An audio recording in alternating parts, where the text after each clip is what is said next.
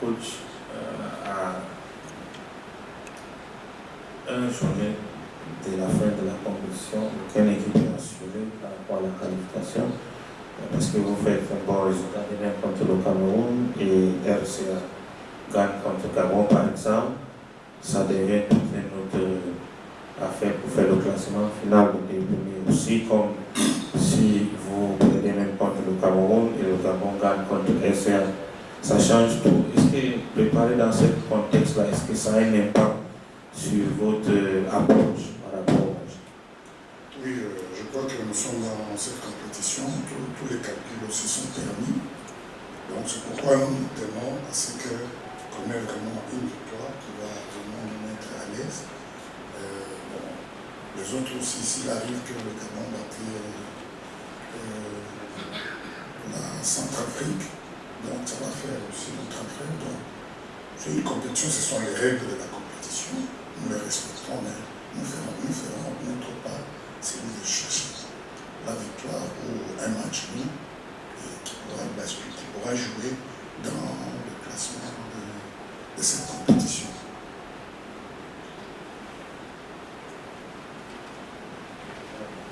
La question sera la première pour le coach. Dès qu'au Cameroun ne prend pas cette position, on peut peut-être dans cette question, c'est de savoir quel bilan fait plus de l'organisation. Et aux joueurs, est-ce que vous avez eu la chance de découvrir quelques spécialités du Cameroun depuis votre arrivée et qu'est-ce qui vous a marqué? Merci beaucoup. Nous sommes très heureux, nous sommes très contents de l'organisation qui est faite. Les jeunes sont à l'aise, les compétitions se sont organisées avec vraiment une expérience avérée. On a vu, tout est calculé, tout est organisé. Nous sommes fiers qu'en Afrique, nous avons organisé encore des compétitions comme le Cameroun a organisé. Vraiment, ça nous rend fiers. Et puis, c'est vraiment pour nous une occasion pour la jeunesse de progresser. Et par l'organisation qui est menée ici, je crois que c'est ce qui se fait partout. Nous sommes très heureux, nous sommes très contents.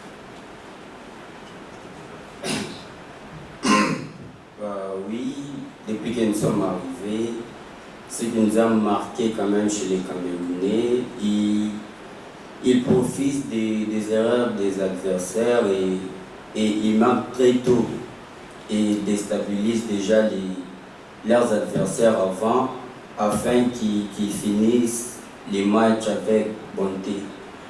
Mais quand même, nous savons, dans chaque équipe, il y a toujours eu des points négatifs et positifs. Sur les points positifs, il manque quand même pas mal de buts et ça leur permet de jouer tranquillement léger, sans pression. Et nous aussi, bon, il y a des staffs qui voient, nous les joueurs aussi sur le terrain, et nous savons qu'ils sont forts sur les côtés, et nous allons jouer et ne pas leur laisser le temps d'arriver chez nous à la surface pour qu'ils ne puissent pas trouver le.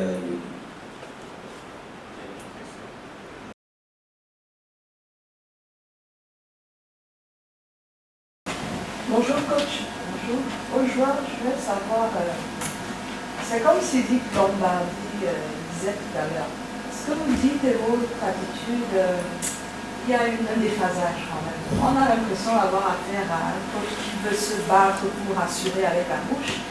Mais dans votre attitude, on sent désespoir. Je veux savoir le joueur, entre vous, est-ce que vous avez une lueur d'espoir? Est-ce que vous êtes motivé? Qu'est-ce que vous dites entre vous? Et pour le coach, quand je regarde les archives, là, je vois Gabon vainqueur UNIFAC en 1999. Donc il y a plus de 20 ans. Voilà. Qu'est-ce qui s'est passé entre cette époque-là et maintenant? Cette déchéance. Le capitaine, excusez-moi, le capitaine, il est très jeune, je ne sais pas. Il doit répondre le premier, et puis moi, voilà. Ok, pour la première question, Bon, entre nos coéquipiers, nous nous considérons vraiment.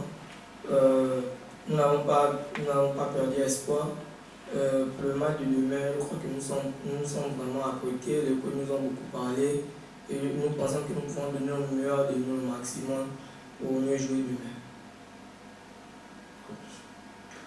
Bon, merci. Revenir à votre question. De 2000, moi, je n'ai jamais été historien, mais ce sont les notes qui vous indiquent.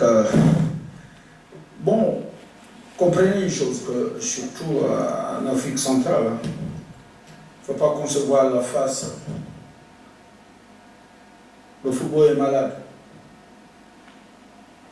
Vous verrez que même dans la sélection du Cameroun, nous sommes obligés d'aller prendre ceux qui jouent à l'extérieur. Or, au Cameroun, il y a cela 2 ans, en 10 ans en arrière, c'était les gars qui sortaient de Canon, qui sortaient de Tonnerre, etc. Et même nous, au Gabon, il y en a certains qui prenaient les noms des Camerounais quand ils jouaient un peu au ballon.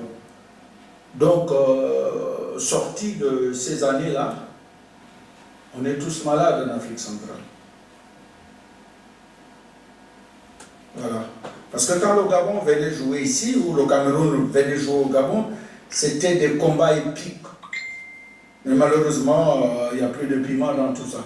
Bon, mais maintenant, nous sommes maintenant là, nos prédécesseurs sont partis. C'est à nous maintenant de jouer un grand rôle, surtout pour le football. Qu'on retrouve ce football-là d'antan. Nous avons un rôle primordial à jouer. Mais on m'a donné la sélection. Dans 3 ans, 4 ans, on va se retrouver. Vous êtes des journalistes, vous êtes encore jeunes. Vous me direz que j'avais raison. Je termine par là.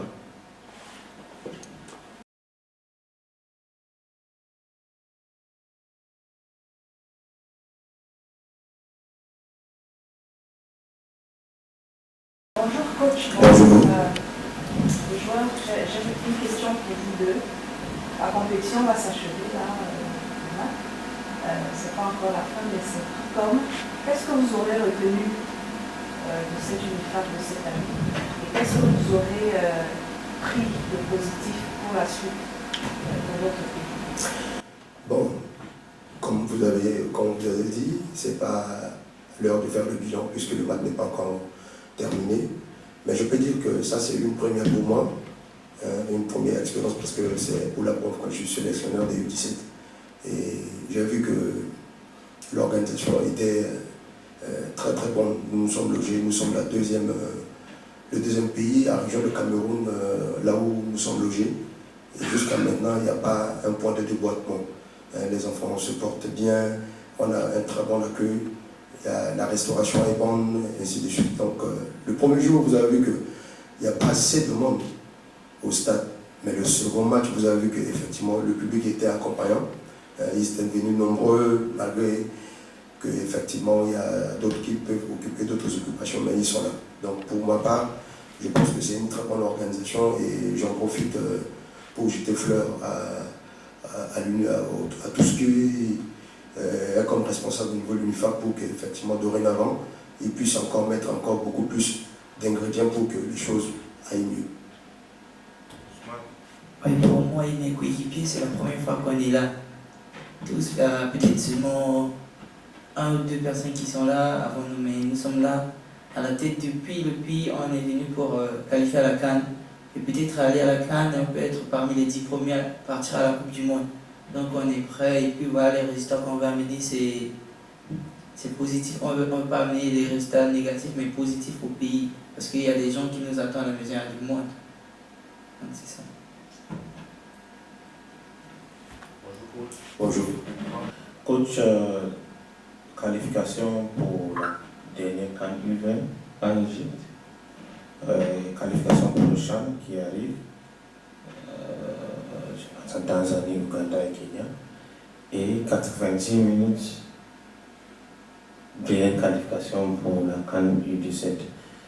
C'est évident que c'est le temps fort du football en RCA.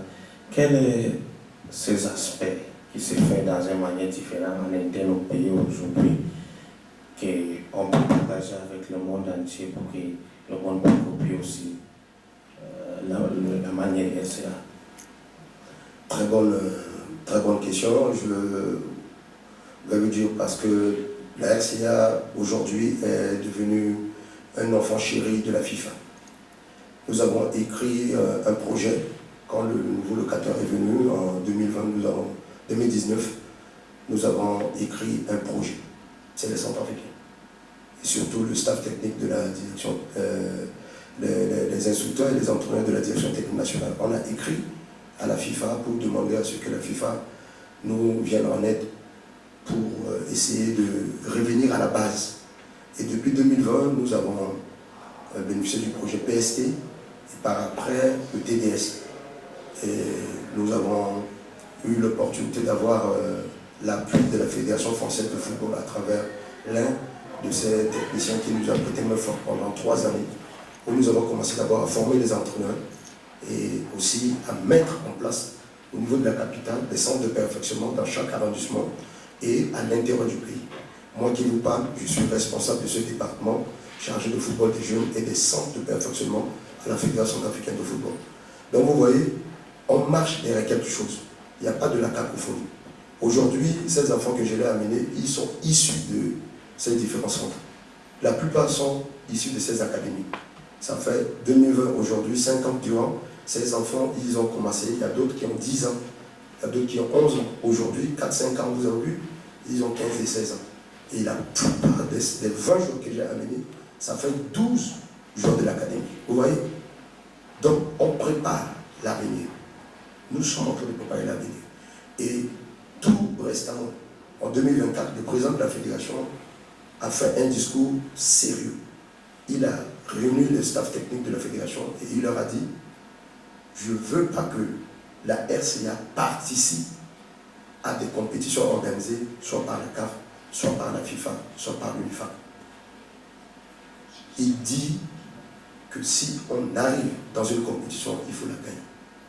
Et ta question est la bienvenue, parce que effectivement, vous avez vu qu'on se démerde déjà chez les A', on est au CHAN, chez les U20, nous avons été repêchés pour aller à la CAN, et c'est ce discours qui est prôné par ces jeunes.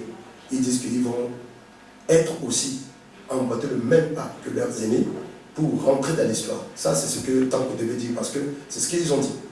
Et je pense que, comme a dit, nous avons 90 minutes pour rêver. Nous avons 90 minutes. Et ces 90 minutes, je pense que c'est la RCA qui va la jouer. Donc voilà à peu près comment s'articulait le football maintenant au niveau du pays et à l'intérieur aussi du pays. Parce que parmi ces joueurs aussi, on a pris le jeune Abdelaziz. Il est de l'intérieur du pays, 300 et quelques kilomètres de l'intérieur du pays. On l'a pris là-bas pour Amina Bangui, dans le centre, dans l'académie que nous avons, le chef de l'État avait ouvert l'année dernière pour qu'effectivement on puisse. Donc voyez-vous, c'est ce que nous sommes en train de faire et je pense que d'ici 4-5 ans, la RCA sera véritablement un pays de football comme le Cameroun. Dernière question, mais avant cette dernière question, coach, juste pour tirer votre attention pour le U20 prochain, on attend toujours la décision officielle.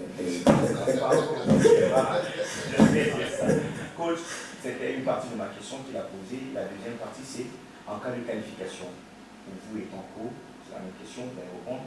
À qui voulez-vous dédier cette qualification? Merci. C'est d'abord les premiers acteurs, parce que c'est eux-mêmes. Et le second, c'est la République. Parce que quand nous devons prendre l'avion pour venir, il y avait les militaires au niveau de l'aéroport, tu le sais très bien, il y a les policiers, les gendarmes, les douaniers, ils se sont dit que si vous ne gagnez pas, il faut rester sur le canot. Alors, vous voyez, c'est ce qu'ils ont dit. Et à chaque fois qu'on devait prendre l'avion, c'est ce que, même moi, quand je suis encore acteur sur le terrain, c'est le même discours. Et parfois, on fait de notre mieux pour revenir, et parfois, eux-mêmes, ils sont prêts à nous accueillir, parce qu'effectivement, c'est vrai, un fauve ne tombe pas n'importe comment. Voyez-vous, donc je pense que on va amener quelque chose dans la sacoche dans la judiciaire pour qu'effectivement ils puissent s'en tenir compte. Mais c'est plus que quand les faux apprimes ont réussi leur qualification, ils étaient reçus par le chef de l'État. Et ces enfants aussi rêvent saluer le chef de l'État. Et je pense que c'est ça. Pardon? Le quota